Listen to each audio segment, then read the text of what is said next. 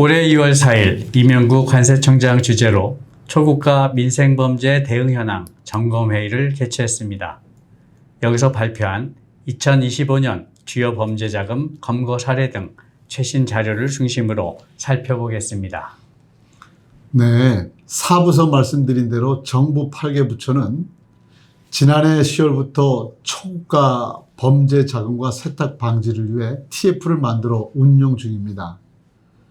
관세청도 외환 조사과장을 팀장으로 126명의 범죄자금 추적팀을 조직해 초국가 범죄에 대한 특별 단속에 전격 들어갔습니다. 먼저 관세청이 강력히 추진 중인 3대 항목인 불법 송금과 외화 밀 반출입, 무역을 악용한 자금 세탁 포함 6개 주요 검사 사례로 항목별로 살펴보겠습니다. 도표를 보시면 본론에 앞서 불법 송금의 대표적인 것이 시청자들도 아시겠지만 환치기입니다. 이해를 돕기 위해 환치기의 의미와 외국환 관리법을 외국환 거래법으로 바꾼 배경을 말씀드리겠습니다.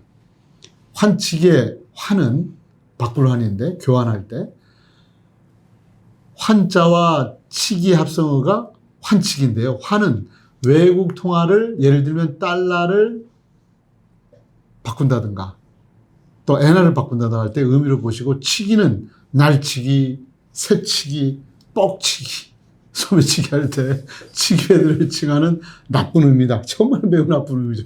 치기는 원래 표준국어 대사전에는 좋은 의미도 있습니다.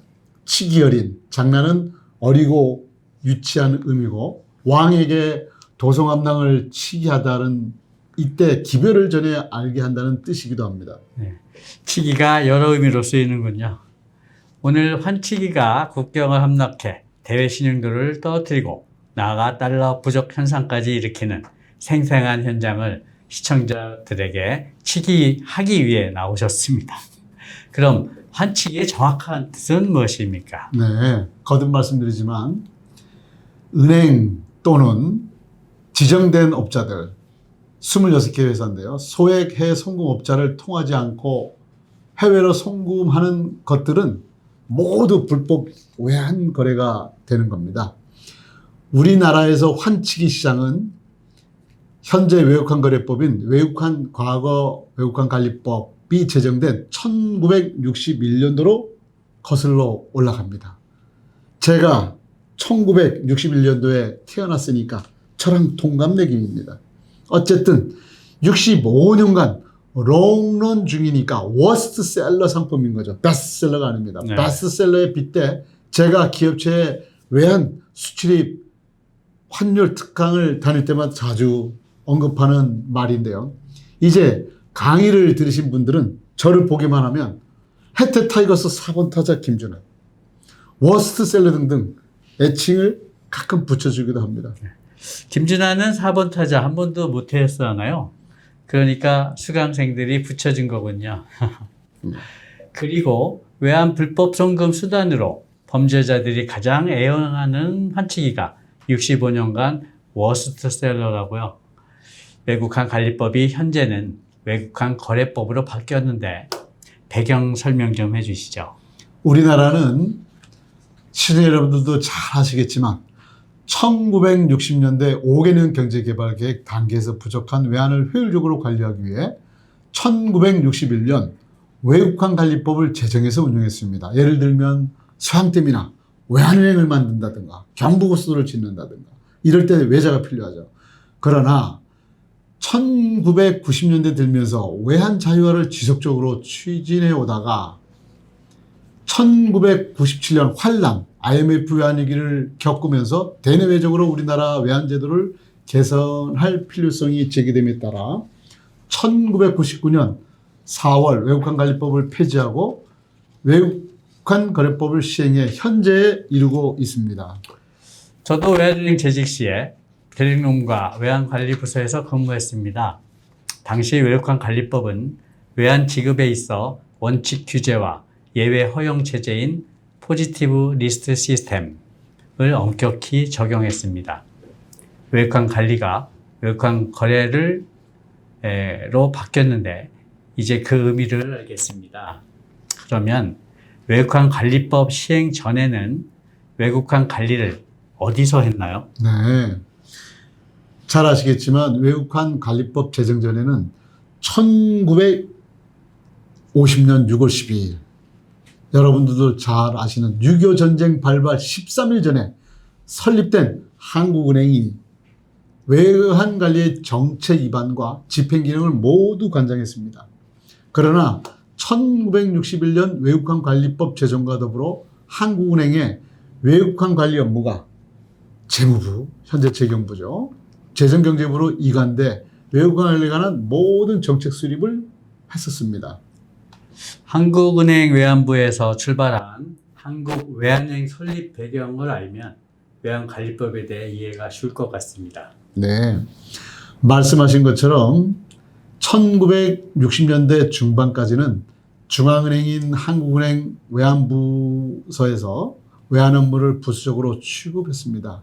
경제 규모가 작으니까 괜찮았죠. 근데 경제 규모가 커지고 우리나라가 경제 개방 체제를 지향함에 따라 무역금융을 지금 바로 이 방송을 진행하는 수출입은행 본점 옆에서 진행을 하고 있는데 수출입은행, 무역금융을 비롯해 수출입 거래에 있어서 효율적인 지원을 도모하고 세계 선진은행들과 경쟁할 수 있는 기반을 갖춘 국제 수준의 외환 전문 특수은행이 필요했습니다. 그러니까 외환은행 생기기 전에는 수출입은행이 없었습니다.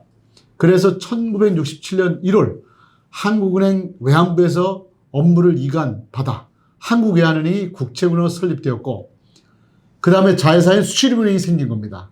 이후에 하나은행과 합병 전까지 45년간 외국환 전문은행으로서 외국환 거래와 수출입 무역금융 지원에 중추적인 역할을 해왔습니다.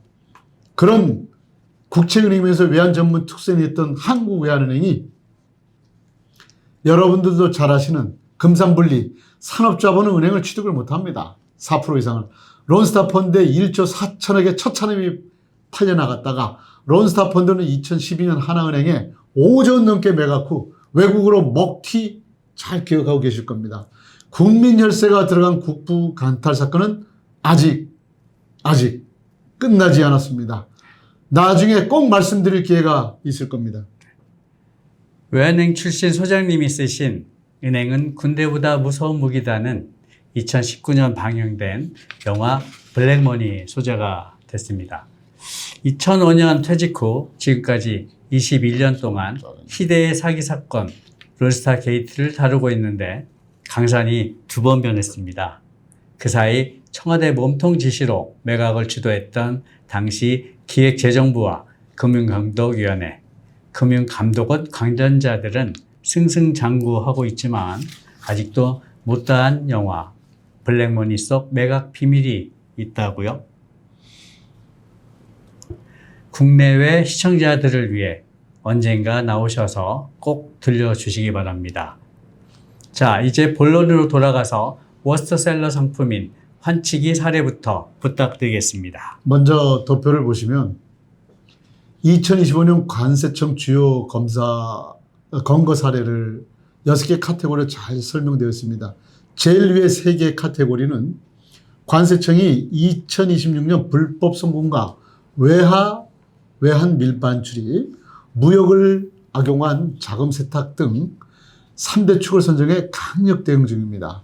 여기서 시청자 여러분들 관전 포인트는요. 첫 번째 도표에 나오는 26개 회사 중에 하나인 26개 회사죠. 소액 해송금 업자 환치기로 4천억 원을 불법 송금한 대표적인 사례입니다. 국내 어느 언론사나 방송사에서도 다루지 않았기 때문에 저라도 시간이 되면 이야기해야 되겠다 싶어 말씀드립니다. 앞서 환치기 정의를 말씀해 주셨는데 이제가 이해가 됩니다. 그럼 소액 해외 송금업은 어디서 인가를 해주나요? 네. 소액 해외 송금업은 2017년 기재부, 현재 재경부죠. 자본금 10억과 외환 전문 인력 2명 보유, 전산 설비 등을 준비해서 신청하면 금감원이 현장 시사를 통해 인가를 내줍니다. 그러니까 우리 앵커님이나 저라 외환 전문 요원들인데 두 사람이 시청하면 된다는 얘기죠. 자본금 10억에 네. 전산까지. 현재 26개사가 해외 송금 서비스를 하고 있습니다. 위에서 언급한 것처럼 은행과 지정된 이들 26개 업체들을 통하지 않고 송금하는 것은 모두 환치기 불법 송금에 해당되고 시간이 걸려서 그렇지 나중에 세무당국에서 국세청에서 관세청에서 꼭 연락이 오니까 이 방송을 들으시는 국내외 시청자들께서는 절대 따라하시면 안 되겠습니다. 주변에 혹시 그런 분들이나 회사가 있으면 아예 꿈도 꾸지 마라 전해주세요. 이재명 대통령도 주가 조작하다가 걸리면 당사자는 폐가 망신하는 건 물론 신고자는 팔자를 고칠 정도로 포상금을 확대시킬 거라고 해서 아주 그냥 장안의 화제가 된 적이 있습니다.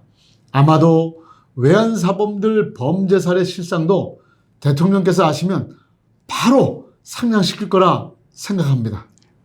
도표를 차례대로 간략히 설명 부탁드립니다. 네, 도표를 먼저 보시면 그림 내용을 보시면 먼저 관세청이 강력히 추진 중인 3대 항목은 불법 송금과 외화 밀반 출입, 무역을 악용한 자금 세탁, 가상자산 환치기, 보이스피싱 자금 세탁 등 6개 주요 검거 사례입니다. 첫 번째는 소액 송금업자가 보이스피싱과 도박 자금을 해외로 불법 송금하기 위해 대포 통장을 이용하고 무기명 가상계좌과 이 무기명 가상계좌가 문제입니다. 편의점 선불카드 등을 사용해 4천억을 송금하다 걸렸습니다.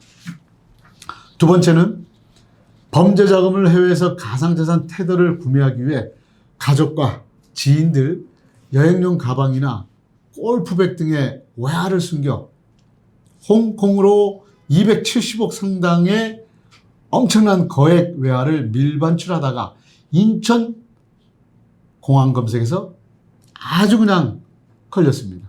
이재명 대통령이 책갈피에 외화를 밀반출한다고 해서 화제가 되었는데 그 연장선상에서 보시면 됩니다. 그 다음에 세 번째는 싱가포르의 서류상 회사인 페이퍼 컴퍼니를 이용해 수출 가격을 저가로 조작하는 수법으로 법인재산 10억 원을 해외로 빼돌렸다가 단속됐습니다. 네 번째는 계속 말씀드리고 있는 코인 환치기 불법 송금입니다. 여러분들 9,200억입니다. 800억이 모자라는 1조입니다. 코인을 환치기로 불법 송금하다 공개되었는데 78,489회나 테더 등 스테이블 코인을 활용해 한국과 베트남 간 송금 및 영수를 대행했습니다. 도대체 몇 명이 동원된 겁니까? 그리고 해외 도박 자금 1,150억 원을 직접 캐리어에 담아 519회나 공항을 통해 휴대 미일 반출하다가 걸렸습니다. 보이스피싱 자금 세탁을 공항을 통해 108회나 휴대 반출해 홍콩에서 테더 코인을 구매한 이후 자금 세탁자에게 전달하다가 단속된 사례입니다. 마치 블랙버리 영화를 본 느낌입니다. 다음 시간에는 코인 환치기 불법 송금이 최대 274조로 추정된다고 합니다. 그 내막을 파헤쳐보겠습니다. 수고하셨습니다. 감사합니다.